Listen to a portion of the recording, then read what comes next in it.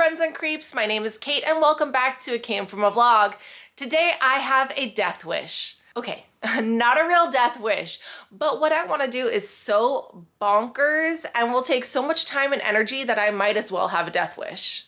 We moved into our house a little bit over a year ago and we finally have everything pretty much where we want it. But I'm going to destroy all that today because I want to switch things up.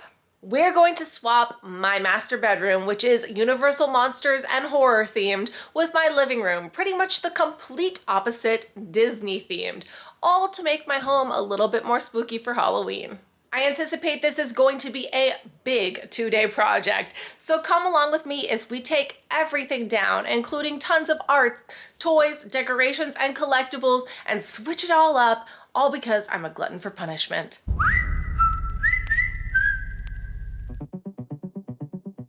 All right, we can't start today's project without showing you what we're up against. This is our Universal Monster themed horror bedroom. And there's a lot of stuff in here. So I wanted to show you everything that we're going to be taking down and swapping out with the living room. And yes, there is a reason why I'm not showing you the floor because it is a mess, but today's mission is not cleaning. Today's mission is decorating. So right now I'm going to take all of this down and get it downstairs so we can start the process. The first thing we have to do is take down lots and lots of art. We occasionally get asked where we buy our art, and we do have a very large collection of screen prints from a variety of galleries. The majority of these are Mondo, Cyclops Printworks, and some Super 7 as well. All of them are limited edition numbered prints. It has really become a hobby of ours to collect art, and we like to purchase according to themes like superheroes, The Simpsons, movies we like, and of course the monster prints that you're seeing now. But when you're buying limited edition prints like this, it's really important to buy them as soon as they release because they sell out so quickly.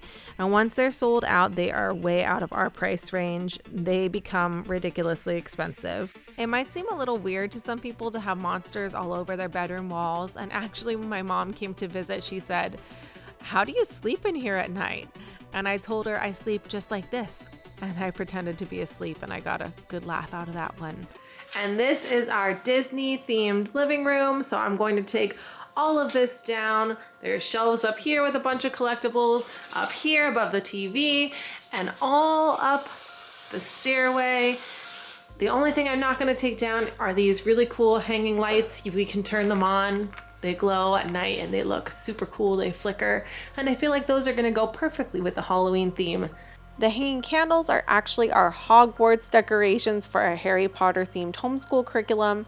If you're interested in learning more about that, of course I have videos, but even if you're not homeschooling, there are some great ideas for throwing a very magical Harry Potter themed party.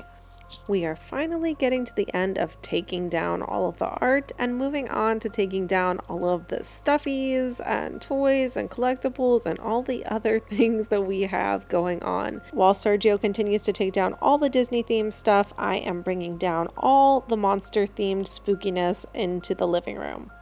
As I mentioned in the intro, we've been living in this house a little bit over a year, and we have really enjoyed putting together our Universal Monsters themed bedroom and this over-the-top Disney themed living room. But with Halloween upon us, it seems like the perfect opportunity to bring all the spookiness downstairs so more people can enjoy it. I thought this would be a really long and tedious process, but we actually had a lot of fun doing it. I think one of the best things about art and collectibles is the versatility and how you can mix things up so easily. We have some unused art prints in a portfolio that we store, and we have always talked about rotating out the art and changing things, but the amount of work that it takes to actually do it makes it something that we have not done yet. And I think Sergio tries to excuse some art purchases by promising me we can switch things out because we are completely out of wall space, but I don't think he expected me to actually take him up on his offer, but in his favor, he did go along with this idea and he helped me switch everything over. As you can see, Sergio is an expert at arranging shelves. He is certainly the maximalist in our relationship and I am the minimalist. I was not a collector of anything besides books before I met him, and he is a collector of almost everything. I like to think this creates a good dynamic of balancing one another out, but balance is in the eye of the beholder, and I'm sure that many people would think that our house is chaotic and has far too much going on, which is completely fine because they don't have to live here, and we do, and we love it. There is never a shortage of things to look at, but one of the issues with having so many things is arranging them in an attractive way so that it doesn't feel like a cluttered mess. I think Sergio has a real talent for that kind of staging. In the future, I would love to do a video dedicated to arranging shelves and display cases with some of his top tips, but for now, here are some of our tried and true tips for decorating. Use height and levels to make the space feel full and inviting. This can also be a great way to draw the eye to a focal point or just help it feel comfortable roaming the space. Use plants to fill empty spaces. This also adds a pop of color and a texture that throws off those solid shapes of the other objects. Next, lights are a great way to add interest and highlight special pieces.